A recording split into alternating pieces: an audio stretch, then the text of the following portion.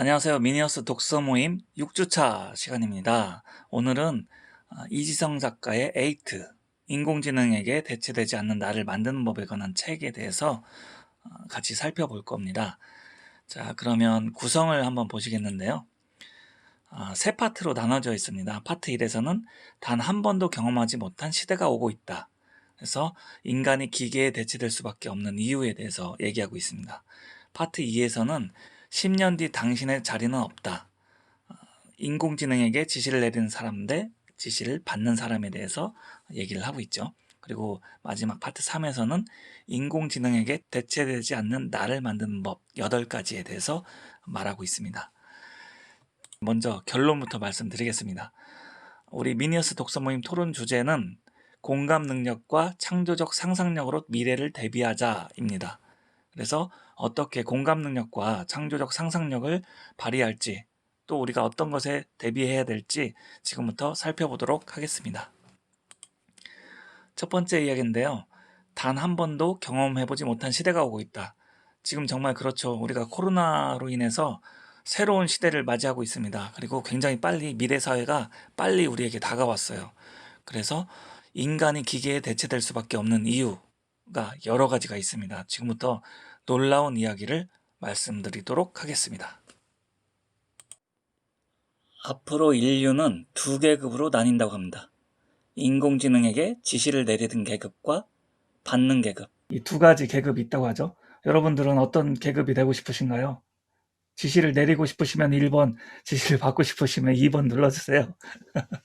이 손가락 운동을 계속 하셔야 됩니다. 그래야 이 수업이 재밌어져요. 네. 1번. 네, 좋습니다.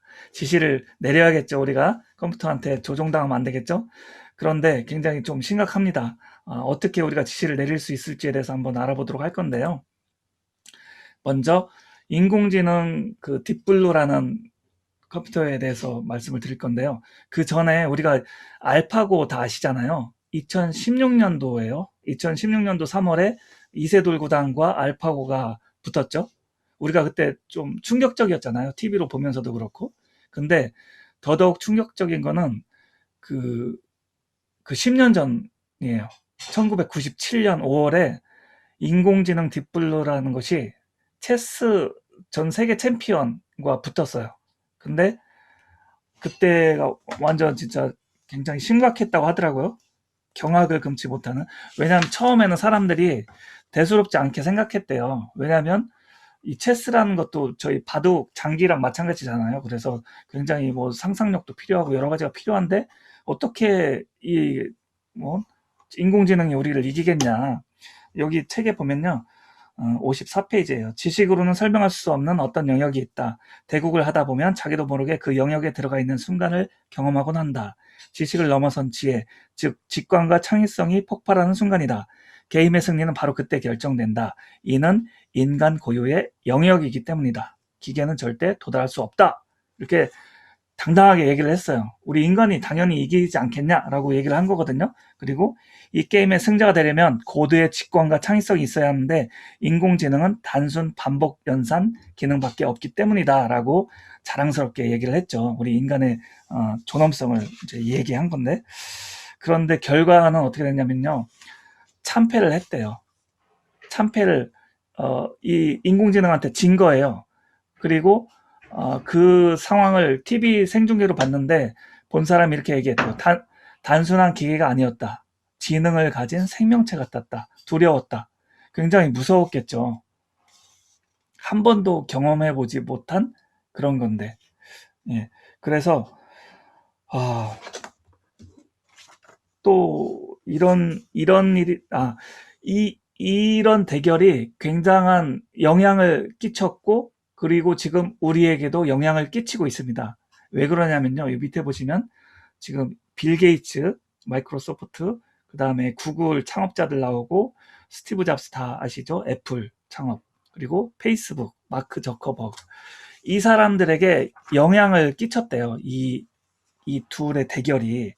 그래갖고 이 사람들이 인공지능에 엄청나게 노력을 기울이기 시작한 거죠. 그래서 이 구글, 애플, 페이스북 이런 것들이 만들어진 거고, 지금 우리가 그것을 활용하고 있게 된 거죠. 그래서 이 네 기업의 공통점이 뭐냐면 63페이지인데 유망한 인공지능 스타트업 기업들과 인공지능 분야의 최고 인재들을 블랙홀처럼 빨아들이고 있다는 것이다. 사실 이 네 기업은 이미 오래전부터 인공지능 기업이라고 해도 과언이 아닐 정도로 인공지능을 주력으로 삼고 있다. 그리고 지금 이 순간에도 인공지능의 역사를 새롭게 써나가고 있다라고 얘기를 하죠. 그래서 여러분들도 인공지능 만나보셨을 거예요. 혹시 그 유튜브 보실 때 여러분들 좋아하는 스포츠 보거나 드라마 보거나 뭘 보면은 자꾸 그게 추천으로 뜨죠. 예, 그게 바로 인공지능이에요. 그래서 여러분들 생활에 아주 밀접하게 지금 다가와 있다는 거죠. 광고도 그렇잖아요. 여러분들이 뭐 하나 검색창에 여러분들이 뭐 세탁기 혹은 뭐 TV 뭐 아니면 책 뭐 검색을 해보면 나중에 다른 페이지를 볼 때도 그게 떠요. 광고로. 그래서 놀랐던 적이 있으실 거예요. 저도 처음엔 놀랐거든요. 아니 이거 어떻게 알고 이게 뜨지? 근데 인공지능이 다 따라와서 그렇게 되는 거죠. 정말 놀라운 세상에 우리가 살고 있습니다. 그렇죠? 그리고 또 한 가지 말씀드릴게요. 인공지능 왓슨이라는 게 있는데 미국의 유명한 TV 퀴즈쇼가 있대요. 제퍼디라는 퀴즈쇼가 있는데 여기 출전해서 어, 엄청난 승리를 거뒀대요. 보시면 지금 이 화면에 나오는 왼쪽에 있는 사람이 켄이라는 사람이에요. 켄 제닝스인데 지식의 수호자라는 별명을 갖고 있대요. 그만큼 엄청나게 승리를 했던 사람이고 또 오른쪽에 보시면 브래드 러터인데 제퍼디 사상 최고 누적 상금 기록을 가진 사람이래요. 그래서 이 둘을 과연 뭐 이 컴퓨터가 이길까 해서 나와서 이렇게 셋이 대결을 했대요. 웃기죠, 그림도. 그런데 결과는 엄청났대요. 두 사람이 20만 달러, 30만 달러 이 이제 상금을 벌었을 때 이 왓슨은 100만 달러를 상금에 벌었대요. 그러니까 우승을 한 거예요. 쉽게 말해서 이 컴퓨터가. 그래서 이런 놀라운 또 이런 순간도 있었고 그 다음에 인공지능 역사상 가장 충격적인 사건은 슈퍼비전이래요. 여기 읽어드릴게요. 2012년에는 인공지능 역사상 가장 충격적인 일이 벌어졌다. 1997년에 딥블루와 2011년에 왓슨은 인간이 입력해준 방대한 자료를 학습해서 인간을 이겼다면 2012년 열린 세계 최대 이미지 인식 경연대회에서 압도적으로 우승한 인공지능 슈퍼비전은 스스로 학습하고 추론하고 판단하는 딥러닝 기술을 탑재하고 있었다. 이것은 인공지능이 인간의 지배를 벗어났다는 것을 의미한다라고 얘기하죠. 그래서 이 놀라운 점은 스스로 학습하고 추론하고 판단하는 딥러닝 기술을 탑재하고 있는 것이고 이것은 인공지능이 인간의 지배를 벗어났다는 것을 의미한다고 합니다.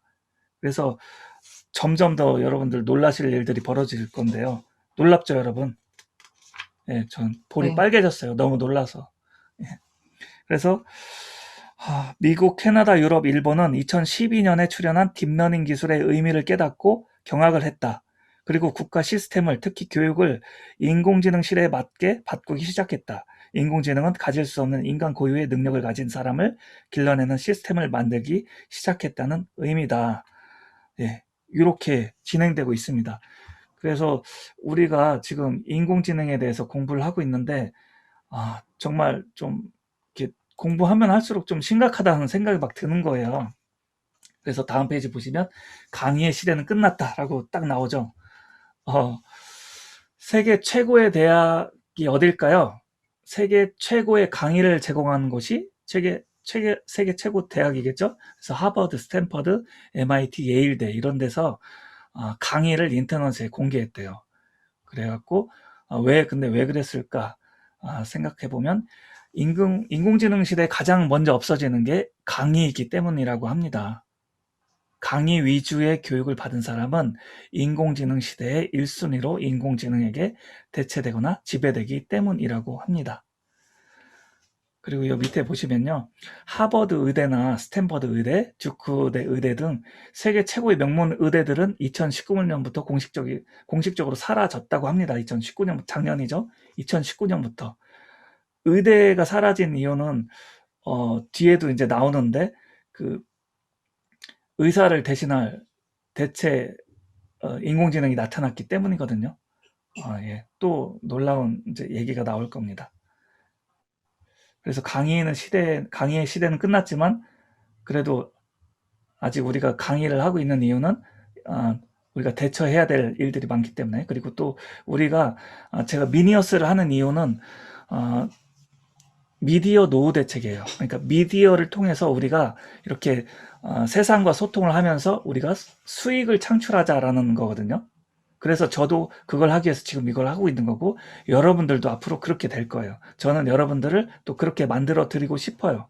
그리고 제가 도울 수 있는 부분을 도와드리고 싶어요. 그래서 여러분들이 좀 수익 창출을 하셨으면 좋겠어요. 여기서 지금 강의하고 계시는 분들도 계실 것 같은데 혹시 있으신가요? 1번 한번 눌러주시겠어요? 지금 강의하고 계시면? 예, 안현숙님 강의하고 계시고, 예, 이따가 토론할 때 한번 소개도 부탁드릴게요. 그래서 여러분들이 좀 지금 좀 어떻게 보면 코로나 시대에 좀 빠르게 지금 진출하신 거다라고 저는 생각을 하고 있거든요. 그래서 여러분들이 좀만 지금 빨리 좀만 공부 열심히 하시면, 남들보다 한 발만 앞서시면 여러분들이 승리하실 수가 있습니다. 저도 그렇게 앞서가고 있고 여러분들도 그렇게 하실 거고, 같이 가자는 의미가 있습니다, 미니어스는. 그래서 다 함께 그렇게 하시면 좋겠습니다. 자, 국민 평균 독서량 세계 166위가 어딜까요? 2015년 기준 UN 발표가 한 곳인데요. 예, 안현숙님 8시에 나가셔야 된다고요? 알겠습니다. 예, 그때까지 끝나야 될 텐데. 네, 우리나라래요. 맞아요. 네, 네. 맞습니다. 우리나라래요. 국민 평균 독서량 세계 166위가 66위도 아니고 6위도 아니고 166위. 너무나 심각하죠. 그래서 이 한 줄 카피는 우리가 어떤 거를 안겨줄까요? 책을 열심히 읽어야겠다. 저 또한 제가 지금 이 미니어스에서 여러분들에게 이 독서 모임 하는 이유가 있어요. 저도 책을 잘 안 읽거든요. 그래서 제가 이거 독서 모임을 진행하려면 제가 책을 읽을 수밖에 없습니다. 그래서 여러분들한테 억지로 제가 읽어서 여러분들한테 들려드리려면 제가 공부를 할 수밖에 없습니다, 강의를 하려면. 그래서 그런 의미에서도 책을 읽고 있기도 합니다. 하여튼 그래서 여러분들도 좀 책을 열심히 읽으셔갖고 같이 미니어스에서 여러분들이 책을 읽으신 것도 같이 이렇게 공유를 하시고, 좀 그런 시간이 있으면 좋겠어요. 앞으로 그런 시간이 있을 거라고 생각하고 있습니다. 그래서 일본에서는 굉장히 빨리 발빠르게 대처를 해서 교육 혁명을 하고 있다고 그래요. 바칼로레아라고 혹시 들어보셨나요? 스위스에서 네. 시작된, 네, 예, 대단하십니다. 저는 이 책 보면서 알았어요. 네. 스위스에서 시작된 교육과정으로 책을 읽고 토론하고 글을 쓰는 것을 핵심으로 삼고 있는 교육과정이라고 하는데요. 4차 산업혁명 시대에는 기존의 주입식, 획일식 교육으로는 경쟁력을 가질 수 없다라고 일본의 이쿠코 츠부야 뉴에르 일본 국제 바칼로레아 대사가 얘기를 했다고 합니다. 네. 일본은 지금 우리나라는 166이잖아요. 일본은 국민 평균 독서량이 1년 기준 약 60권으로 미국, 유럽 다음으로 세계 최고 수준을 자랑한다고 합니다. 저는 참 이거 읽으면서 참 그랬어요. 저 또한 반성하고 좀 더 많은 분들이 책을 접할 수 있도록 노력해야겠다라는 생각이 들더라고요. 네, 그랬습니다. 자, 그리고 또다시 일본 얘기인데요. 미국의 흑선과 메이지 유신 얘기를 해드릴게요. 1853년에 미국 페리 제독이 흑선을 끌고 와서 도쿄만에 나타나서 개항을 요구했고, 이를 계기로 일본은 메이지 유신을 하게 되었다고 합니다. 흑선은 일본에서 외부 충격을 기회로 삼아 내부 혁신을 성공시킨 상징으로 인식됩니다. 이게 아까 이쿠코라는 사람이 한 얘기예요. 흑선이 오지 않았다면 일본은 어떻게 바뀌어야 하는지 상상해 본 적이 없기 때문에 그렇게 단시간 내에 개혁을 할 수 없었을 것입니다. 국제 바칼로레아는 현 일본 교육의 대개혁을 성공시킬 수 있는 흑선입니다. 지금 교육 개혁을 흑선, 또 다른 제2의 흑선이라고 지금 얘기를 하고 있어요. 그래서 우리나라도 그랬잖아요. 그 외부에서 들어와서 우리나라가 또 개혁이 되고 또 바뀌고 발전하고 이렇게 됐는데, 지금 코로나 시대에 또 인공지능이 또한 이렇게 들어올 수 있다라고 얘기를 하고 있는 거거든요. 근데 우리나라는 아직 인공지능에 대해서 대처를 발빠르게 하고 있지 않다라, 이렇게 얘기를 하고 있거든요, 저자는. 그리고 인공지능에 대처하는 교육이 시작되지 않았다라고 얘기를 하고 있습니다. 하여튼 그렇고, 왼쪽에 이 그림은요, 제가 다운받았는데 가와나베 교사이라는 사람이 삼구 교사인 학화라는 작품을 만든 거래요. 1874년에. 이 지금 미국 흑선이 들어온 다음에 만든 이제 작품인데 이게 페리 제독을 뜻하고 이 지옥도라 해요. 그래서 일본이 큰 변화에 휩싸여 있다는 뭐 메시지를 담은 작품이다라고 해서 그냥 제가 따와봤습니다. 예. 인류의 미래 문명은 인공지능이 될 것이다 라고 빌 게이츠가 얘기를 했다고 그래요. 그 딥블루의 승리가 있고 난 다음에 한 달 뒤에 우리나라에 왔는데 인류의 미래 문명은 인공지능이 될 것이다. 내가 만일 다시 학생으로 돌아간다면 다른 무엇보다 인공지능을 공부할 것이다 라고 얘기했다고 합니다. 그만큼 이게 중요하다라는 얘기겠죠. 인공지능이. 그래서 우리도 지금 이렇게 공부를 하고 있습니다. 자, 그래서 파트 1에서의 미래 이제 결과적으로 보면요. 미래 예측을 이렇게 하고 있습니다. 지금 기계처럼 일하는 사람들은 앞으로 더 나은 기계인 인공지능에게 대체될 것이다. 인간 고유의 활동인 독서, 사색, 성찰 등을 통해 자신을 새롭게 만들어가고 있는 사람들은 인공지능에게 대체되지 않을 것이다. 아마도 인공지능에게 지시를 내리는 존재가 될 것이다. 1등석보다 높은 특등석을 이용할 정도의 사람이라면 국적이 어디든 지배계급에 속할 것이다. 그들은 지금 이 순간에도 인공지능에게 대체되지 않는 나를 만드는 자기교육을 쉬지 않고 하고 있다. 예. 인공지능에게 대체되지 않는 나를 만드는 자기교육을 쉬지 않고 있다고 하고 있다고 그래요. 이 사람들은 특등석을 타는 사람들이에요. 세계 경제를 움직이는 사람들이기도 하고 문화를 움직이기도 한 사람들인데 이 사람들이 인공지능에게 대체되지 않기 위해서 공부를 하고 있다고 합니다. 우리는 지금 어떻게 하고 있어야 될까요? 우리도 마찬가지로 공부를 해야겠죠. 그래서 자, 두 번째 이야기를 보도록 하겠습니다. 10년 뒤 당신의 자리는 없다. 다소 도발적인 그 제목인데요. 인공지능에게 지시를 내릴 사람과 지시를 받는 사람. 우리 여기 계신 분들은 모두 지시를 내리는 사람이 된다고 아까 하셨죠? 예, 믿고 있습니다. 그래서 켄쇼라는 또 인공지능이 있는데요. 이 인공지능이 트레이더 598명을 해고로 몰았대요. 해고시킨 건 아니지만 해고로 몰고 갔다. 네. 골드만삭스의 그 투자를 받았대요. 이 켄쇼라는 인공지능을 만든 회사가. 그렇게 해서 이제 나중에 완성되어서 골드만삭스 뉴욕 본사에 입사를 했어요. 근데 켄쇼는 당시 월스트리트에서 가장 많은 연봉을 받던 600명의 트레이더가 한 달 가까이 처리해야 하는 일을 고작 3시간 20분 만에 끝낼 수 있었다. 그것도 600명을 합한 것보다 몇 배는 일을 더 잘해서 회사에 막대한 이익을 안겨주었다고 합니다. 놀랍죠? 지금 월스트리트에서는 인간이 하던 일의 약 90% 정도를 인공지능이 하고 있다. 나머지 10%도 인공지능이 대체하고 있는 중이다. 와, 정말 뭐 계속 감탄할 수밖에 없어요. 그래서 제가 뭐 여러분들께 이 책을 선택한 이유도 이거긴 한데요. 여러분들도 놀라우시죠? 여기 보면요. 제가 읽어드릴게요. 신입사원 켄쇼는 먹지도 마시지도 쉬지도 않았다. 퇴근도 하지 않았고 잠도 자지 않았고 휴가도 가지 않았다. 오직 일만 했다. 그것도 매일 24시간 내내 천재 수준의 집중력을 발휘했다.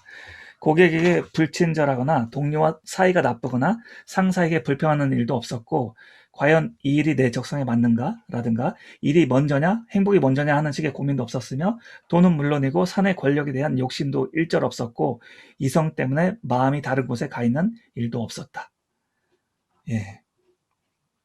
어떠세요? 제가 읽어드리니까 여러분들 직장 생활도 해보셨을 테고 지금 사업도 해보셨을 테고 여러 가지 하시는데 지금 공감되는 부분이 있으셨나요? 네. 네. 이태금님 어떤 부분이 공감되셨나요? 그 직장 다니면서 갈등하잖아요. 아, 진짜 이게 내가 해야 되나? 네, 해야 되나? 뭐 그런 것들 되게 공감. 네, 맞아요. 아유. 그래서 저도 많은 그런 고민을 해봤었죠. 이제 저도 이제 영화를 하면서도 직장을 다녔었거든요. 근데 과연 이 직장을 지금 내가 여기 다니고 있어야 되냐, 아니냐, 뭐 고민 많이 했었는데, 하여튼 인공지능은 그런 고민할 시간 없이 계속 열심히 일을 잘한다는 얘기죠. 그렇다면 과연 누굴 쓰겠습니까? 인공지능을 쓰겠죠. 자, 그리고 아까 병원 얘기했는데, 인공지능 의사와 인간 명의의 대결을 보시면, 인간은 암 진단 정확도가 약 80% 정도의 수준이라고 해요. 인간 의사들의 암 진단 정확도가요. 근데 놀랍게도 이 인공지능 의사 왓슨이 있는데, 왓슨은 이렇답니다. 방광염은 91%, 췌장암 94%, 대장암 98%, 자궁경부암은 100%, 그리고 폐암은 인간 의사들은 40%인데 이 왓슨은 90%라고 합니다. 엄청나죠? 여러분들은 이 사실을 알고 나서 인공지능 의사를 만나고 싶습니까? 인간 의사를 만나고 싶습니까? 인공지능 의사요. 예? 인공지능 의사. 네, 그렇죠. 인공지능 의사 만나고 싶을 거예요. 그래서 앞으로 어떤 일들이 벌어질지 지금 눈앞에 펼쳐지고 있습니다. 미국 5대 대학병원에는 인간 약사가 없다고 그래요. 인간 약사는 또 평균적으로 100건 조제할 때 약 1.7건을 잘못 조제한대요. 실수를 한다 이거죠. 그래서 40만 건을 조제하는 동안 6,800건의 조제 실수가 있을 건데, UCSF 메디컬 센터에서는 인공지능 약사를 도입해서 40만 건을 조제하는 동안 조제 실수를 0건으로 줄였다고 합니다. 놀랍죠? 우리가 6,800건의 조제 실수가 있었을 때 그 안에 어떤 일이 벌어질지 모르는 거잖아요. 사람이 죽을 수도 있는 일이고. 근데 그거를 0건으로 줄였다고 합니다. 대단한 실적인 거죠. 그리고 우리나라도 마찬가지인데, 우리나라 그 TV 다큐에 나왔다는 게 5대 대학병원 조제실이 나왔는데, 놀랍게도 인간 약사는 한 명도 없었다고 합니다. 인공지능 약사만 있었고, 앞으로도 미국의 모든 대형 병원의 조제실은 인간도 없고 인공지능만 있는 곳으로 바뀔 것이라고 합니다. 네, 이제는 별로 놀랍지가 않네요.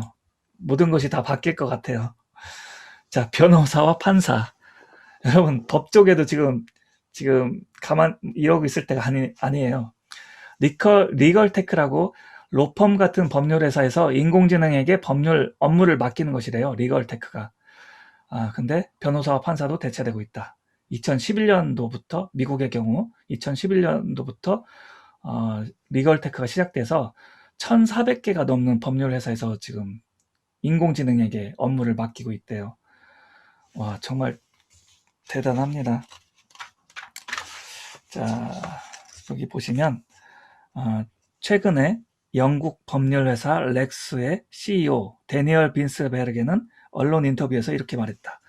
인간 변호사가 300건을 처리한 동안 인공지능 변호사는 60만 건을 처리한다. 덕분에 우리 로펌은 인건비를 80%나 줄일 수 있었다. 이제 우리는 더 이상 인간 변호사를 뽑지 않고 있다. 예, 이제 변호사가 실직되는 그런 시대가 온 거예요. 자, 그렇다면 우리는 변호사분들은 뭘 해야 될까요? 인공지능 의사, 약사, 법률가에 대한 뉴스 기사 등을 보면 말미에 꼭 인간 의사, 약사, 법률가의 반론이 나온다고 합니다. 인공지능은 공감 능력이나 창조적 상상력이 없기 때문에 인간 의사, 약사, 법률가를 절대로 대체할 수 없다는 주장입니다. 그런데 여기서 또 저자가 써놓은 얘기가 또 엄청납니다. 다들 여러분들도 공감하실 거예요. 병원과 약국을 몇십 년 넘게 이용했지만 환자의 육체적, 정신적 아픔에 절절히 공감해서 함께 눈물 흘려주거나 의학학적 상상력을 발휘해서 기존 치료법을 뛰어넘는 혁신적인 치료법을 제시하는 의사나 약사를 만난 적이 단 한 번도 없었다고 대답했다. 이 사람이 지난 몇 년 동안 많은 사람한테 여기에 대해서 물어봤다는 거예요. 그래서 법적인 문제로 판검사나 변호사와 접촉해본 경험이 있는 사람들도 마찬가지였다. 뭐 아까 약사나 의사나 법률가가 반론했다고 했잖아요. 인공지능은 공감 능력이나 창조적 상상력이 없기 때문이라고 했는데, 그렇다면 과연 의사나 변호사나 법 쪽에 있는 사람들이 얼마나 공감 능력과 창조적 상상력을 발휘해서 우리에게 그런 일들을 발휘하고 있을까요? 라고 질문했을 때 이렇게 대답이 나왔다는 거예요. 여러분들도 공감하시죠? 네. 네. 네, 정말 이, 이, 이 얘기 들으면 또 여러분들 공감뿐만 아니라 또 열받으실 것 같아요. 제가 읽어드릴게요. 만일 전 세계의 인간 판검사가 인공지능으로 대체된다면 어떻게 될까? 유전무죄, 무전유죄는 사라질 것이다. 편견과 차별에 기반한 수사와 재판도 사라질 것이고 전관예우라든가 후관예우 같은 법조계의 고질적인 관행도 사라질 것이다. 재벌이나 정치가 등에게 무언의 압력을 받고 사건을 어느 한쪽에 일방적으로 유리하게 처리하는 일도 사라질 것이다. 한마디로 인간이 수사하고 재판할 때와는 비교도 안 될 정도로 공정한 수사 문화와 재판 문화가 자리 잡을 것이다. 게다가 재판 자체가 신속하게 끝날 것이다. 절절히 옳은 말이죠. 여러분들 판사가 유전무죄, 무전유죄 참 이런 것도 그렇습니다. 예. 인간이 판단하게 되면 아무래도 이제 다른 일들이 있겠죠. 그리고 또 우리는 갈 길을 가야 되니까 또 이제 다른 파트로 왔습니다. 인공지능 교사 프로젝트. 전 세계에서 진행 중이라고 합니다. 호주에서는 인공지능 교사 아이다가 아이들에게 유치원이에요. 아이들에게 알파벳, 숫자 같은 지식 교육은 물론 노래, 그림, 요가, 체조 같은 예술 교육과 체육 교육까지 하고 있다고 합니다. 놀랍죠? 예술과 체육. 중국에서는 200개 넘는 유치원에서 키코라는 인공지능 교사가 활약하고 있고, 일본에서는 인공지능 영어 교사 프로젝트를 진행하고 있대요. 그래서 2019년 4월부터 전국 500개 초등학교를 대상으로 시범적으로 실시되고 이후 점차 모든 학교로 확장된다고 합니다. 그리고 미국에서는 메티아라는 인공지능이 수학, 폴란드에도 있고 핀란드에는 오보봇이 수학을 가리키고 핀란드 남부에는 엘리아스가 어학을 가리키고 스칸디나비아에도 있고 뉴질랜드에도 수학을 가리키는 에임이라고 있다고 합니다. 정말 놀랍습니다. 우리나라 있나요, 혹시? 우리나라 인공지능 교사가 있나요? 못 보셨죠? 근데 여기 소개해드릴 게 너무 많은데 읽어드릴까요? 정말 소개해드릴 게 너무 많아요. 미국 보스턴 공립학교에 인공지능 지보라고 있대요.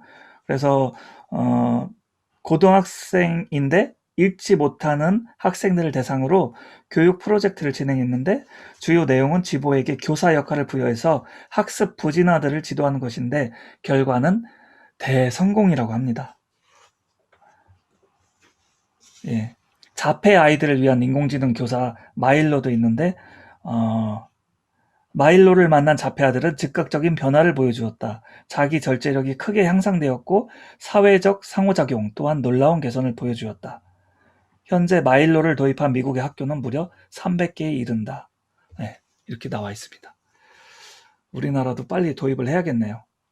제가 좀 이따 또 읽어드릴 내용에 여기 나오네요. 좀 가슴 아픈 얘기도 나오는데 보시면 무슨 소리가 들렸네요. 인공지능 교사는 자폐 아동의 사회성을 키우는데 기대 이상의 성과를 보여주었다. 미국 예일대 브라이언 스칼렛 교수팀에서 얘기했고 학생들은 인공지능을 친구나 선생님보다 더 편안하게 느끼고 더 친근하게 여긴다. 덕분에 학생들은 인공지능에게 자신의 비밀을 솔직하게 털어놓고 있다. 또 이렇게 얘기를 했네요. 스페인에서. 자, 또 한 가지 소개를 해드릴게요. 아이들은 인공지능 교사를 인간 교사보다 더 편안하게 여기고 있었고 더 좋아하고 있었고 더 신뢰하고 있었다. 인공지능 교사는 아이들을 자기도 모르게 편애하는 일도 없고 차별하는 일도 없으며 인상을 쓰는 일도 화를 내는 일도 소리를 지르는 일도 없기 때문이다. 대신 언제나 온화하고 언제나 친절하고 언제나 다정하고 자상하고 섬세하다. 인공지능 교사는 그렇게 아이들의 마음을 사로잡은 상태에서 교육을 한다. 인공지능 교사에게 교육을 받은 아이들의 학업 성적이 즉각적으로 상승하고 교우 관계가 눈에 띄게 좋아지며 따돌림 문제가 효과적으로 해결되고 자폐증이 빠르게 치료되는 이유다. 네, 여러분 인공지능 교사가 얼른 우리 곁에 와야겠죠. 우리 아이들에게 이렇게 따뜻하게 교육을 시킬 수 있다니 정말 놀랍지 않으세요? 우리가 상상하기에는 컴퓨터 로봇이 아이들을 가르칠 때는 굉장히 딱딱할 것 같고 엄청나게 뭐 무서울 것 같고 뭐 그런 생각이었는데 지금 이 책을 읽어보면 엄청나게 섬세하게 자상하게 다가가서 아이들에게 지식을 전달한다고 합니다. 봉주기 님이 장애우가 아닌 장애인이 정확한 명칭이네요. 네, 알겠습니다. 장애인이 명확한 명칭이라고 봉주기 시윤 님이 말씀해 주셨네요. 감사합니다. 네. 정말 희소식이라서 빨리 도입을 하면 좋겠어요. 네. 자, 그 다음에. 자, 우리나라에서 가장 좋은 직업이 뭘까요? 라고 이 저자가 질문을 해봤는데, 2,000명 넘게 학생들에게 대상으로 설문조사를 했는데 이런 결과가 나왔다고 합니다. 의사, 판사, 검사, 의사, 변호사, 교사. 여러분들도 좋아하시죠? 여러분들 자제분들한테도 이런 게 되면 좋겠다라고 넌지시 얘기해 보시기도 하셨죠? 예. 예. 그리고 뭐 밑에 있는 CEO, 공무원, 회계사, 세무사, 관세사, 변리사 뭐 여러 가지가 있는데 뭐 하나하나 뭐 얘기 앞에서 다 했죠. 그리고 공무원도 이제 대체가 된다고 합니다. 현재 인간 공무원이 하고 있는 업무의 대부분은 결국 인공지능으로 대체될 것이다. 우리 미니어스 여러분들 중에 혹시 공무원도 계시는지 모르겠는데요. 이 사자 들어가는 직업이 계실 수도 있고 공무원이 계실 수도 있는데 지금 이 사실을 아셨다면 빨리 이제 대체를 이제 하셔야겠죠.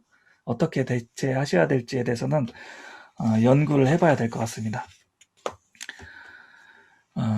2017년 보육 관련 행정 업무에 인공지능 공무원을 투입하는 실험을 했다. 일본이에요. 일본 지바시에서 2017년도에. 결과는 어땠을까? 인간 공무원 30명이 일주일 넘게 매달려야 하는 업무가 고작 몇 초 만에 끝났다고 합니다. 지바시의 실험에서 증명된 인공지능 공무원의 효율성에 감탄한 일본의 지자체들은 인간 공무원의 업무를 인공지능에게 맡기는 프로젝트를 진행 중이다 라고 했고요. 우리나라도 이런 발표를 했다고 하네요. 2030년까지 민원 담당 공무원 50% 이상, 경찰, 소방 등 현장 공무원 25% 이상, 전문 직무 담당 공무원 25% 이상을 인공지능으로 대체한다. 이후 2045년까지 민원 담당 공무원 70%, 현장 공무원 50%, 전문 직무 담당 공무원 50%를 인공지능으로 대체한다. 여러분 어떠세요? 여러분 주변에 혹시 지금 공무원 공부하고 계시는 분들 있으시면 이 얘기 해줘야 되지 않을까요? 네. 인공지능 전문가들의 말에 따르면 공무원만큼 인공지능에게 대체되기 쉬운 직업도 없다고 한다. 공감 능력과 창조적 상상력을 발휘하지 않아도 수행할 수 있는 업무가 대부분이기 때문이라고 합니다. 네, 그렇죠, 여러분. 그 공무원이 굉장히 공감 능력과 창조적 상상력을 발휘하는 직업은 아니잖아요. 행정 업무에 따라서 이제 처리를 하는 일들이 많은데, 예. 하여튼 그렇습니다. 공무원의 대량 해고 사태가 올 것 같다라고 이제 전문가들과 이 저자도 그렇게 얘기를 하고 있죠. 네, 다음 페이지 넘어가 볼게요. 2029년 인간의 지능을 초월한 인공지능이 나온다. 2045년 인류 전체의 지능을 초월한 인공지능이 나온다. 레이 커즈와일이라는 사람이 얘기를 했대요. 뭐 어쨌든 하여튼 인간의 지능을 앞서가는 인공지능이 나온다는 얘기죠. 예, 점차 여러분들의 표정이 암울해지시는 것 같은데요. 한번 웃고 가실까요? 네. 재성기님이 빵 터지셨어요. 예, 아무렇지 않죠, 우리는. 예, 왜냐하면 지금 우리 공부를 하고 있잖아요. 우리가 준비를 할 거잖아요. 예. 자, 그래서 드디어 이제 결론이 나온 것 같은데요. 인공지능에게 대체되지 않는 인간 고유의 능력. 그것이 바로 공감 능력과 창조적 상상력이에요. 여러분, 공감 능력이 뭐죠? 타인의 생각과 감정을 타인의 입장에서 느끼거나 이해할 수 있는 능력. 예, 우리는 옆에 사람이 아프다고 하면 어떻게 병원 가봤어? 어떻게 약 먹었어? 이렇게 공감하잖아요. 아픔을 공감하고. 그 다음에 또 창조적 상상력. 우리 인간들에게는 상상력이 있잖아요. 무한한 상상력. 예, 그렇게 해서 보시면 142페이지에 또 읽어드릴 내용이 있어요. 서울대 유기훈 교수팀이 집필한 미래사회 보고서라는 게 있다는데요. 여기서는 한국인의 99.997%가 프레카리아트로 떨어지는 일은 2030년경부터 2070년까지 급격하게 진행된다. 프레카리아트라는 것은 제가 좀 이따 설명드릴게요. 그리고 2080년경부터 완만하게 진행되다가 마침내 2090년경에 완성된다. 한마디로 남은 시간이 얼마 없다. 앞으로 길어야 10년이다. 앞으로 10년 안에 당신은 인공지능에게 대체되지 않는 능력, 즉 공감 능력과 창조적 상상력을 가져야 된다라고 이렇게 얘기하고 있습니다. 예, 프레카리아트가 뭐냐면요. 프레카리아트란 불안정한 이란 뜻의 이탈리아어 프레카리오와 노동계급을 뜻하는 독일어 프롤레타리아트의 합성을 해요. 그래서 서울대 공과대 유기훈 교수팀이 그 보고서에 얘기한 게 미래의 도시에서 시민들이 어떻게 살아갈 것인가라는 제목이었는데, 여기서 유기훈 교수팀은 충격적인 예측을 했다. 2090년에 한국 사회는 인공지능 로봇이 대부분의 직업에 대체한 결과 한국인의 99.997%, 99%도 아니에요. 99.997%가 프레카리아트가 된다고 얘기를 했대요. 프레카리아트. 채팅창에 써드릴까요? 프레카리아트.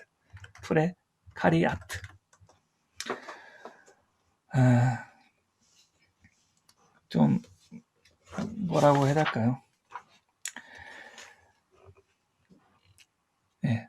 인공지능은 타인의 생각과 감정을 타인의 입장에서 느끼거나 이해할 수 있는 능력, 즉 공감 능력이 없다. 그리고 공감을 통해 기존에 없던 것을 새로 만들어내거나 기존에 있던 것에 혁신을 일으키는 창조적 상상력을 발휘할 수도 없다. 이렇게 써있죠. 네. 자, 그리고 마지막 섹션인데요. 이제 8가지 그 방법에 대해서 얘기를 하고 있어요. 이 저자가 이제 정리한 내용인데요. 첫 번째, 디지털을 차단하라. 왜 디지털을 차단하라고 했을까요? 실리콘밸리가 추구하고 있는 인공지능에게 대체되지 않는 나를 만드는 법은 다음 2가지로 정리된다. 인공지능을 차단하는 능력을 가진 나를 만든다. 새로운 인공지능을 창조할 수 있는 능력을 가진 나를 만든다. 이 2가지인데요. 지금 그래서 여기서 무슨 학교를 만들었냐면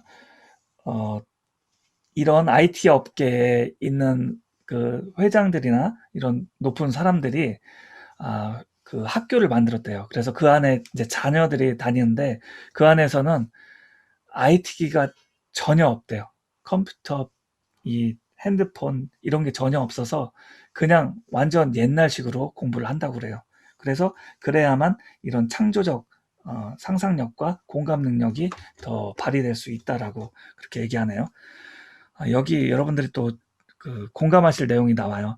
아마도 앞으로 나올 인공지능의 능력이 100이라면 고작 0.0001 수준의 능력을 가진 어쩌면 인공지능이라고 부르기도 힘든 인공지능을 탑재한 IT 기계에 중독되어 있을 가능성이 높을 것이다. 그게 뭐죠, 여러분? 스마트폰이죠. 하루를 스마트폰으로 시작하고 스마트폰으로 끝내는 일상을 반복하고 있을 가능성이 높을 것이다. 그 대가로 당신은 여러 능력을 상실했을 것이다. 대표적으로 전화번호를 외우는 능력과 스스로 길을 찾아서 운전하는 능력, 그리고 사람들과 가슴을 열고 대화하고 공감하는 능력을 잃어버렸을 것이다. 한마디로 당신은 이미 여러 능력이 인공지능에게 대체되어 있는 상태라고 할 수 있다. 예, 이렇게 써 있어요. 네, 제가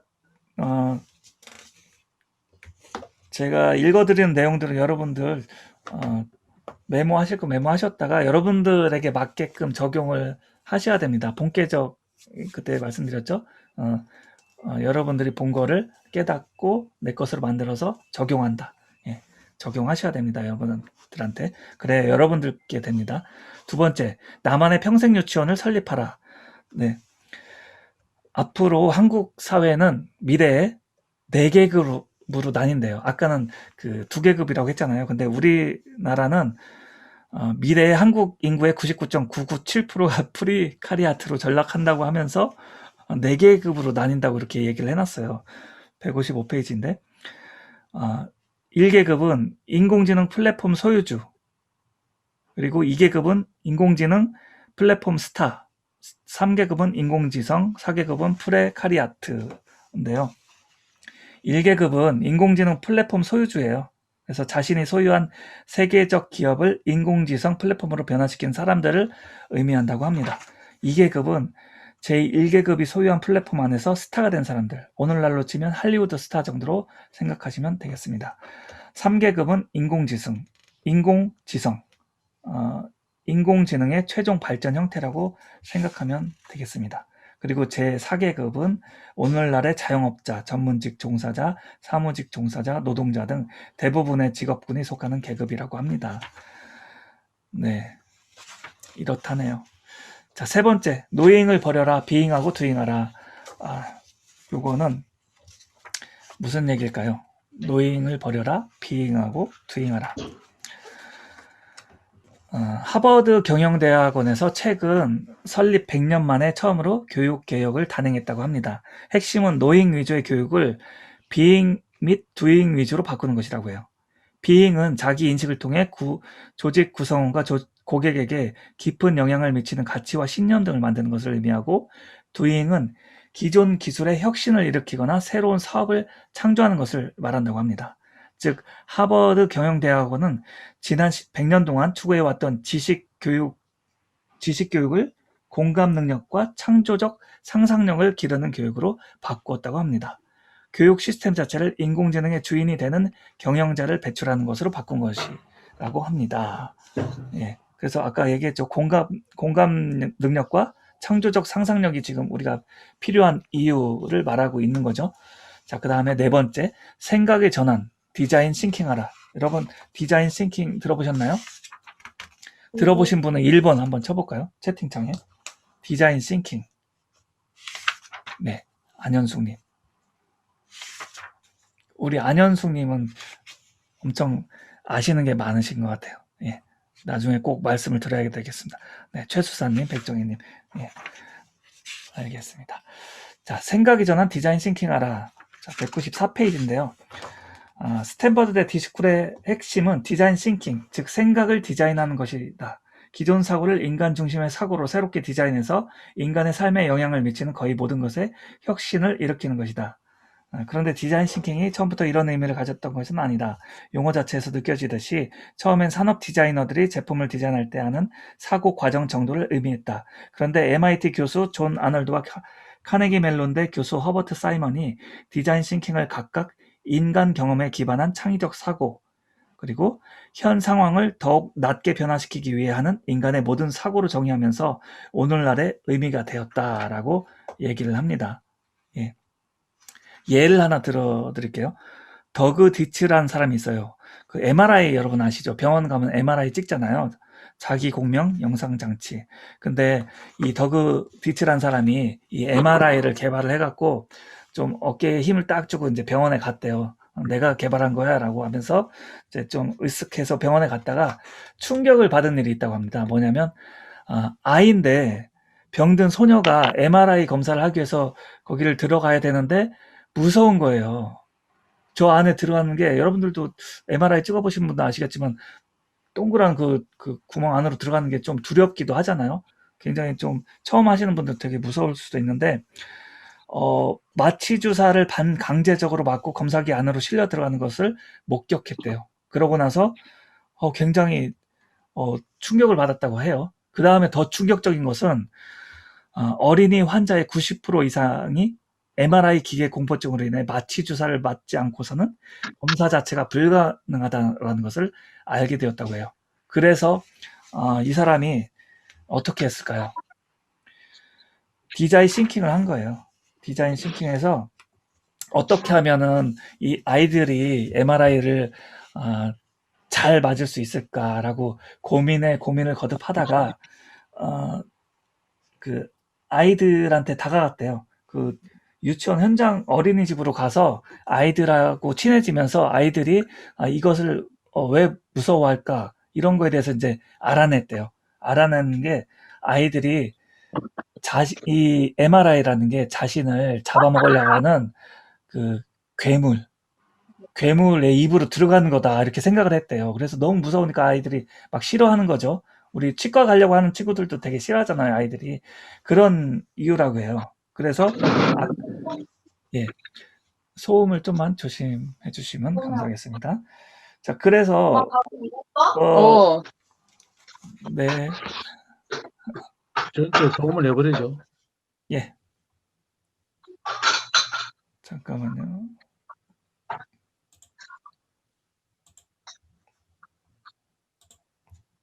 이따가 다시 음속으로 다시 해제하도록 하겠습니다.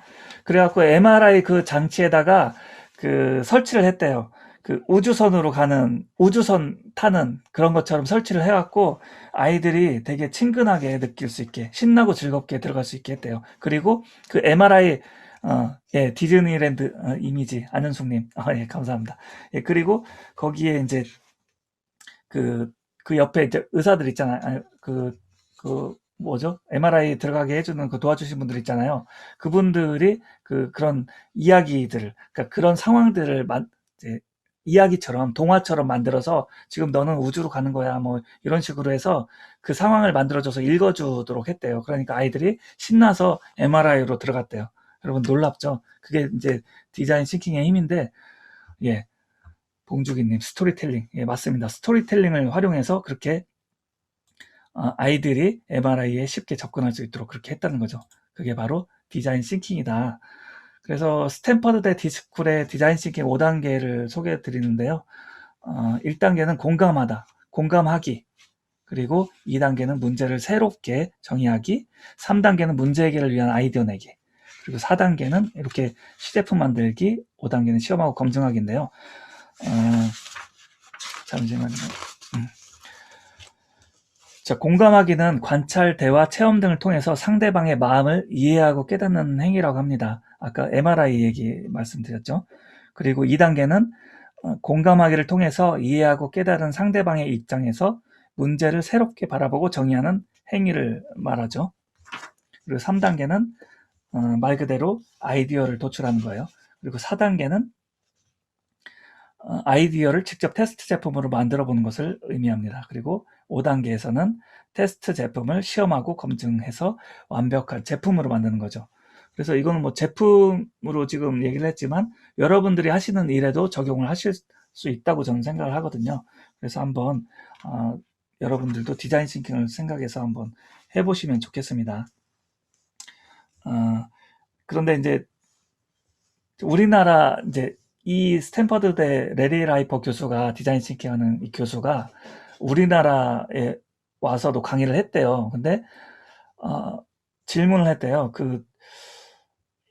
우리나라는 왜 그동안 어떤 창조도 혁신도 일으키지 못했던 걸까? 그리고 인공지능으로 대표되는 4차 산업의 주류가 되기는커녕 그 거대한 흐름에서 처참하게 뒤처지고 있는 걸까? 이런 질문을 하고 싶다라는 거죠. 이 저자가. 그랬더니 이제 그 답변이 그거였대요. 이 교수가 첫째, 부모는 자녀가 안정적인 길만 가기를 바라고 자녀는 성인이 되어서도 부모에게 의존하는 특유의 가족 문화 때문이다. 우리나라 문화를 얘기하는 거예요. 사고가 한국 교육 시스템의 틀 안에 갇혀 있기 때문이다. 그렇죠. 세 번째, 자신의 내면에 이미 창의성이 존재한다는 사실을 믿지 않기 때문이다. 예, 더 마음을 열어야 됩니다. 네 번째, 창조적 인재가 되겠다는 절박한 마음이 없기 때문이다. 다섯 번째, 공감과 대화에 기반한 협력 문화가 없기 때문이다. 협력 문화. 여러분들 지금 미니어스 우리가 다 같이 가자고 했잖아요. 협력 문화가 있어야 됩니다. 공감과 대화에 기반한 협력 문화. 같이 가야 됩니다. 여러분들 서로 돕고 협력해야 됩니다. 저는 그렇게 생각하고요. 그 다음에 한국 교육 시스템의 틀 안에 갇혀 있고 주입식 교육이 많이 있었잖아요. 우리는. 그런 것도 그렇고 여러 가지 우리나라에서는 이런 문제점들 때문에 지금 혁신, 개혁이 되지 않고 있다라고 얘기를 하고 있는 겁니다. 그 다음에 다섯 번째, 인간 고유의 능력을 일깨우는 법이 철학하라. 네, 철학이 여러분들 상당히 중요합니다. 예전에 우리가 뭐 철학책에서 읽었던 그런 철학도 있지만 우리가 사고하는 것에 대한 철학을 얘기합니다. 그래서 여기 읽어드릴게요. 실리콘밸리의 천재들은 다음 세 주제를 깊이 생각하고 글로 쓰고 다른 사람들과 나누기를 권하고 있다. 여러분, 이거 대단히 중요한 얘기입니다. 별거 아니지만 대단히 중요합니다. 나는 누구인가? 첫 번째, 나는 누구인가? 두 번째, 나는 왜 사는가? 세 번째, 나는 무엇을 위해 살아야 하는가? 이게 정말 중요한 내용이에요. 제가 나중에도 말씀드릴 거지만 우리가 지금 어떤 비즈니스를 할 때도 이 내용이 적용이 됩니다. 우리가 왜 나는 누구고 왜 살고 있고 왜 무엇을 위해서 살아야 되는가에 대해서 우리가 이것을 적용해서 우리가 하는 일에 적용을 시켜야 됩니다. 그러면 여러분들 우리가 달라질 겁니다. 그래서 저자는 이렇게 얘기해요. 이 세 질문을 이렇게 확장시켜 보기를 권한다. 첫 번째, 나는 이 일을 왜 하는가? 두 번째, 내가 속한 조직은 무엇을 위해 존재하는가? 세 번째, 인류 사회의 공존과 발전을 위해서 우리 조직이 해야 할 일은 무엇인가? 여러분들이 조직이 있다면, 여러분들이 회사가 있다면, 여러분들의 회사가 해야 할 일은 무엇인가? 이 사회, 이 세상을 위해서 해야 할 일이 무엇인가에 대해서 생각을 해봐야 된다는 것이죠. 여러분들이 가게가 있다면 고객을 위해서 무슨 일을 해야 되는지에 대해서 생각을 해보라는 것이죠. 예, 그래서 참 중요한 얘기라고 저는 생각을 합니다. 여섯 번째, 바라보고 나누고 융합하라. 예, 똑같은 얘기일 것 같아요. 예, 바라보고 나누고 융합하라. 여기 인공지능 자율주행차 여러분 아시죠? 사람이 운전하는 게 아니라 컴퓨터가 운전을 하는 건데 실리콘밸리를 뜨겁게 달궜던 논문이 있대요. 거기에 인공지능 자율주행차가 누군가를 살해하도록 설계되어야 하는 이유에 대해서 나오는 문제가 있대요. 제가 읽어드릴게요. 첫 번째, 직진하면 10명을 치고 사고가 날 때를 말하는 거예요. 사고가 나는 순간 직진하면 10명을 치고 급히 방향을 틀면 1명을 친다. 그러니까 인공지능 차가 앞으로 달려갔을 때 직진하면 10명의 사람을 쳐야 되고 급히 방향을 틀면 1명을 친대요. 그랬을 때 인공지능은 어떻게 해야 될까요? 그 부분에 대해서 얘기하는 거고, 두 번째, 직진하면 1명을 치고 급히 방향을 틀면 운전자가 중상을 입거나 사망한다. 그러니까 내가 주인인데 주인을 죽일 것이냐, 저 앞에 있는 앞에 있는 1명을 죽일 것이냐, 이런 어떤 딜레마잖아요. 그랬을 때 인공지능은 어떤 것을 택해야 되는가? 그리고 세 번째, 직진하면 여러 명을 치고 급히 방향을 틀면 운전자가 중상을 입거나 사망한다. 그러면 10명 대 운전자라고 했을 때 또 누구를 구해야 될까? 라는 것에 대한 윤리적인 문제예요. 인공지능의 윤리적인 문제. 그래서 한마디로 실리콘밸리는 인공지능의 윤리 도덕적 문제를 철저히 산업적 관점에서 접근하고 있다. 실리콘밸리에서 철학이 윤리와 도덕학을 말합니다. 철학이 전성기를 맞이하고 있는 것에는 이런 이유도 있다. 한편으론 이것은 무엇을 의미하는가? 미래에는 인공지능이 마주할 윤리 도덕적 문제를 미리 헤아려 짐작하고 이를 해결하는 능력을 가진 기업과 인재가 인공지능 산업의 리더가 된다는 것이다. 그래서 구글, 마이크로소프트, 애플 등 세계적인 인공지능 기업들과 하버드, 스탠퍼드, MIT 같은 세계적인 대학들이 인공지능 윤리연구소 등을 세우고 인공지능의 윤리 도덕적 문제 해결에 주력하고 있다. 예. 네. 지금은 이제 철학, 윤리, 도덕이 중요한 시대라고 얘기를 하는 거죠. 자, 7번째. 문화 인류학적 여행을 경험하라. 네, 문화 인류학적 여행이라는 건요. 지금은 사실 이제 해외에 나가지 못하잖아요, 여러분들. 코로나 때문에. 근데 이제 코로나 다닐 수 있었던 시절에 이 작가가 쓴 거예요. 문화 인류학적 여행이란 적게는 몇 개월, 많게는 몇 년 동안 현지에 거주하면서 현지인들의 삶에 깊게 녹아드는 여행을 말한다. 뭐랄까, 나와 전혀 다른 환경에서 전혀 다른 삶을 살아온 사람들의 진짜 문화를 온몸으로 경험한다고나 할까? 이런 여행을 한 번이라도 제대로 하면 인간을 바라보는 관점이 근본적으로 바뀐다. 예. 지금은 해외에 못 나가지만 여러분들 예를 들어서 뭐 강원도, 제주도, 전라남도 끝에, 경상도 끝에 이런 데 가서 여러분들이 체험을 하셔도 아마 이런 체험 비슷하게 하실 수 있지 않을까라는 생각이 듭니다. 아니면 농촌으로 가서, 아니면 우리가 전혀 경험해보지 못한 곳으로 가서 여러분들이 경험을 하면 이제 이런 문화인류학적 여행이 되지 않을까라고 생각을 했습니다. 여러분들 머리를 환기시킬 때 그럴 때 필요하겠죠. 그 다음에 마지막으로 8번째, 나에서 너로 우리를 보라. 이제 아까 얘기했던 건데요. 인공지능 시대에 인간을 인간답게 만드는 것, 즉 인공지능 시대에 기부와 봉사가 중요해지는 실질적인 이유가 여기에 있다. 기부와 봉사가 중요하다고 합니다. 기부와 봉사는 인간의 윤리도덕적 문제와 깊은 관련이 있다. 아니, 인간이 직면한 윤리도덕 문제의 해결책이라고 해도 과언이 아니다. 인공지능 시대의 인권은 윤리도덕 문제의 핵심이 된다. 예, 이렇게 얘기했어요. 아까도 예를 들어서 얘기해 드렸듯이 이제 윤리 문제가 대단히 중요한 이유이기 때문입니다. 자, 이렇게 해서 끝났습니다. 그래서 이제 오늘 이제 독서 모임 토론 주제로 들어갈 건데, 네. 일단 화면 공유를 끄고요.